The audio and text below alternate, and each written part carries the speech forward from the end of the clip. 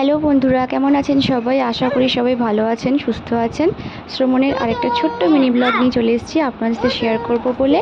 এটা বলতে পারেন শ্রমণের জন্মাষ্টমী স্পেশাল ব্লগ।